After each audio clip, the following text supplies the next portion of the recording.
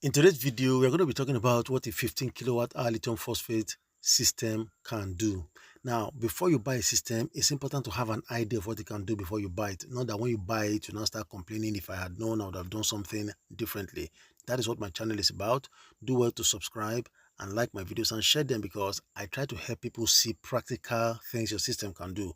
Now, if you go to the data sheet and all those theories and everything, they tell you something that is different from what happens in practice. So if you've checked my previous videos, you see me put up practical things out there, and that is what I continue to do. Don't be lied to. So let's get started. A 15 kilowatt hour lithium phosphate battery stores 15 kilowatt hour worth of energy. Now, this can be confusing at times, but the best way I explain it to people is this. Imagine you are putting on 1000 watts load. Let me say your heater or whatever it is that is 1000, your AC. Then once you put it on your battery, only that thing connected, is going to run for 15 hours. So that is what 15 kilowatt hours mean. So if you are going for a 500 watts load, that means you go double that time, which is equal to 30 hours. If you are going for half again, which is 250 watts, it will go for 60 hours. Now, this is all theoretical. In future, we're going to break down why you cannot get this from your battery. So that being said, I want to keep this video as short as possible, so that's why I'm just trying to bypass a lot of things, because we're not going to talk about the panels we need for this system today. We're not going to talk about inverters that go with it, the charge controllers and everything. We just want to talk about what you can do with it. The panels are going to depend. For the most part, what you do with this system during the day depends on the amount of solar panels you have. But at night, let's assume you are going to get your battery about 60% full all the time, which is about 8 kilowatt hour that you'll be getting stored every night. So what can this 8 kilowatt energy do for you at night? Now remember, when we talk about somebody that is dependent on solar, we like to think that, oh, throughout the day from 6 a.m. to 6 p.m., your solar is working for you. No, your solar actually starts giving power from somewhere around 9 and stops around 4. In some places, depending on how your panels are positioned, around 5, you still be getting decent amount of power from your panels, but you don't want to work with that assumption. You want to assume that by 4 o'clock, your solar is not giving you power. That's the best way to calculate it. So what that means is that if you are using any heavy thing on your system, you want to make sure that by that 4 p.m., you have put them off so that you have enough to take you through the night. During the night time, what are the things you can use? Your 2 televisions can be well represented. We're assuming from 4 p.m. through to like 11 p.m. at night, no problems. Then your 4 standing fans, well represented. And of course, your lighting points, well represented. Now, your freezer, depending on other factors, you can choose to put it on. Your freezer doesn't consume much, only when it's frozen, depending on the size of freezer. Yes, let's say medium size freezer, 200 liters. So that one, no problems at all. However, sometimes you can opt to use your AC, depending on how many people are at home. You are not using so many fans, you are not using many TVs, maybe you are using a small TV. That is when you can actually substitute all this other load for an AC. So by 10 o'clock, put on your AC and it's going to take you for like 6 hours. We're assuming you are using 1 horsepower AC. So that way, you'll be able to use that power with AC at night without any problems.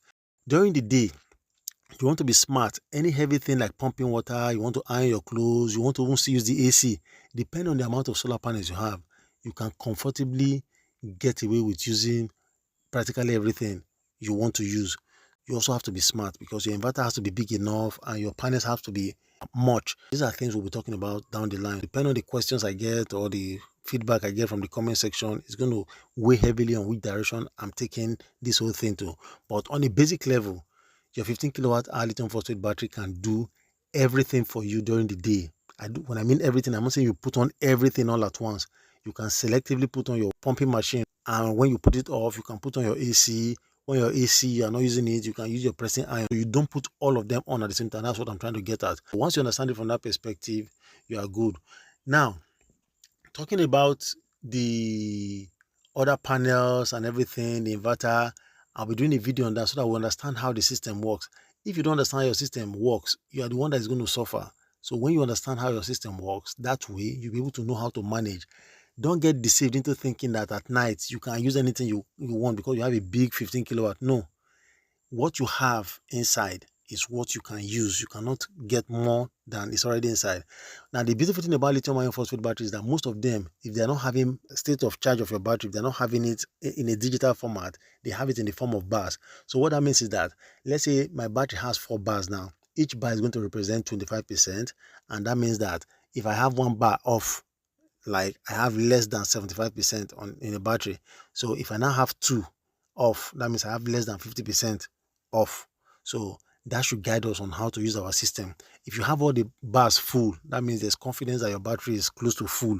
The moment the first bar leaves, that is a sign that your battery is running down. So that means any heavy thing on your inverter, you want to drop it down. In a similar way, if you have a digital interface on your battery, you want to know that 90%, 80% is good.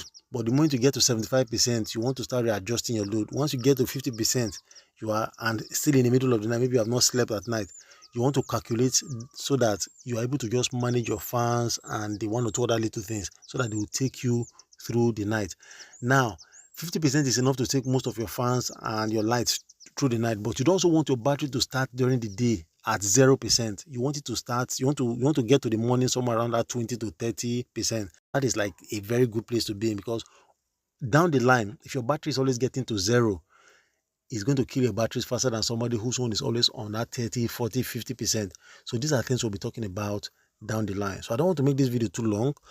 Just know that this is what your 15 kilowatts can do for you if that is what you have and you are living off the grid. So don't forget to like, share, and subscribe to my channel. Leave a comment in the comment section below so that at the end of the day, I will know what you want to know and what part of this video fascinated you the most. See you guys and catch you on the next one.